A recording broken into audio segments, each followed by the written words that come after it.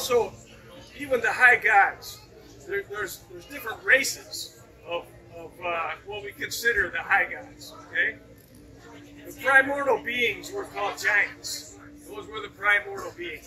Okay, the creation story is there was an area of fire. Okay, Muspelheim. Okay, and then there was an area of ice, Niflheim. Okay, and they existed. And in between was Guningagap. It was a giant void. Okay, so kind of the Big Bang was the fire and ice trickled together and caused life and existence to come in. So it really kind of follows even what scientists think of as the Big Bang. So the first beings that were created were the giants. They came to be. And then the giants actually, there's a story of the first man being born, and it was giants come in all different forms. Okay? It's not always what you think of. Okay? Giants could be the same size as me, or they could be an animal. Okay? So there was an animal, a cow, and this cow was a giant. He was one of the primordial beings, and he licked a block of brine, of salty ice, basically. He licked it until a being emerged, a man emerged, and that was Odin's grandfather. Okay? So actually, the high gods are descended from the giants. Okay? There's stories about later on in the Viking era, stories were written. Okay? The most famous Snorri Sturluson, an Icelander, wrote these stories. But when he wrote them, they had already been Christian for a couple hundred years. Okay, so you have to take all these stories kind of in context. And was it actually the stories that were passed down, or was it Christians trying to ease the conversion from heathenism to Christianity? Okay, the stories some people believe that's what some of the later stories are based on. For example, Ragnarok. Okay, Ragnarok is supposed to be the end times for the Vikings, for the Norse people, when they have a big battle between the giants and the gods, and any humans who went to be in Odin's hall, Valhalla. Okay? Valhalla is the hall of dead warriors, basically. Okay? In order to get into Valhalla, you had to die on the battlefield in actual combat, and then you had to be picked by a Valkyrie, a chooser of the dead. Okay? So there was Odin's Valkyries and there was Freya's Valkyries. Freya is also one of the major gods. Okay?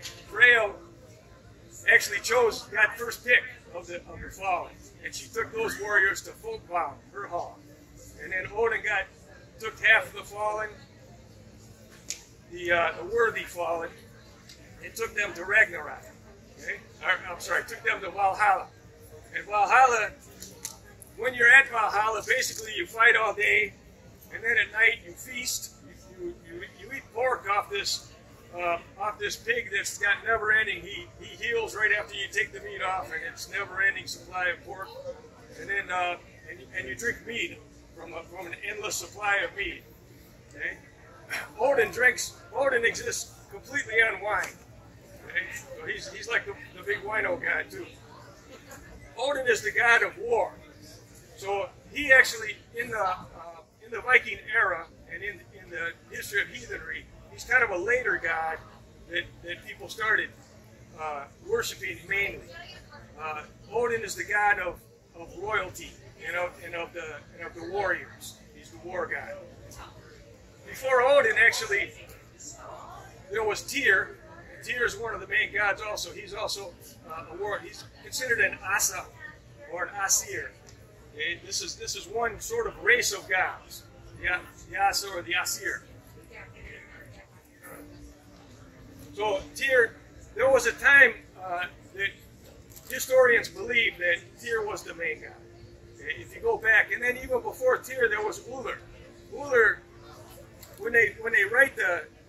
when you see the family trees of gods, they're never correct. Okay? Because it depends on where you lived and what time period you lived in. what you believed, actually. And it wasn't always the same. There was a time when Uller was the main god. Uller is kind of a god of winter and hunting. In Sweden, a lot of the named places have Uller in the name, and not really much Odin. So it depended on the time period, actually.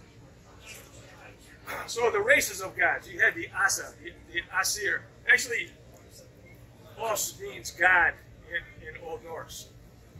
So there's different sort of denominations of heathenry. Heathenry is the old Germanic pre-Christian religions.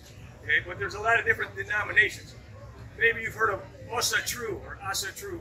Okay, that means basically faith in the gods or faith in the Asa. Okay, and then another race of gods were the Vanir. The Vanir. Okay, so the main Vanir god was really Njord.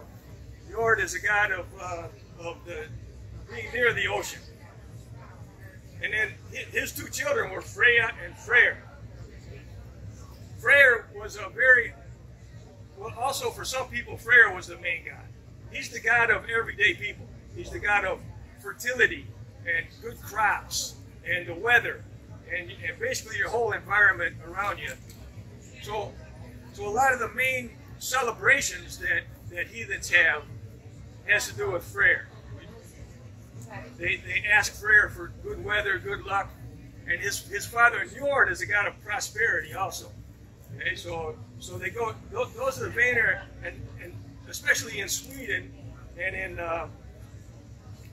in eastern Sweden and up in that area, the Vanir were really the main part of the pantheon that was worshipped. Okay, there's a lot of other gods also. So